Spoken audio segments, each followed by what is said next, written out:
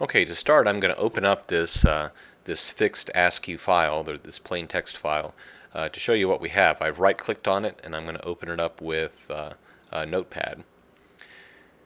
And you see right away that the data have just simply been typed into rows and columns. In this column here, you have the name of the place, and then there's just a bunch of spaces here to put this figure in the second column, which is the 2000 population, and then you have some more spaces separating a third column that has the 2005 population figures in it.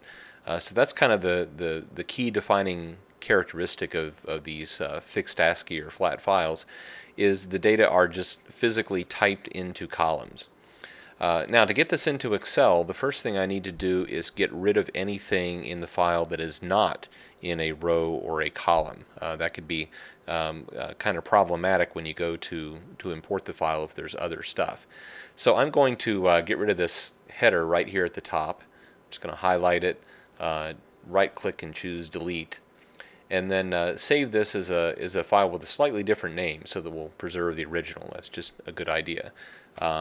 Let's call this edited, like that, and then save it. Alright, so I don't see anything else that's not lined up, so let's close this and then switch over to Microsoft Excel and bring it on in. I'm going to click Open and navigate to the directory where the data set is.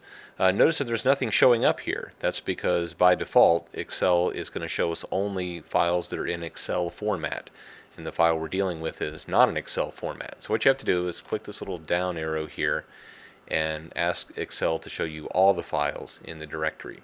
And there they are. There are 3 of them.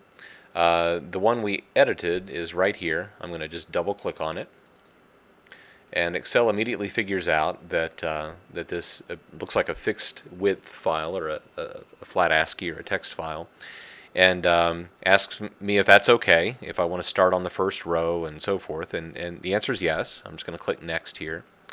Now Excel takes a guess at where the columns begin and end, and it looks like it guessed pretty well here.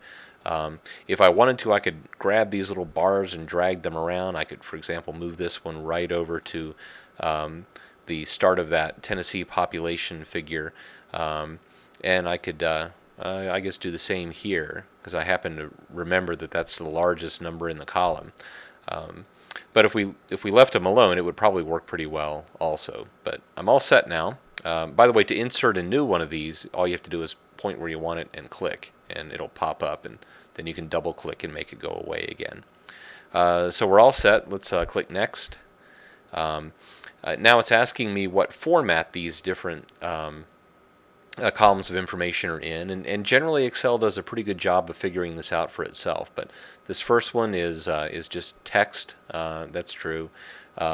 This one's just numbers, and this one too. So let's just take those defaults. You could change them up here if you wanted to change them to something else in particular.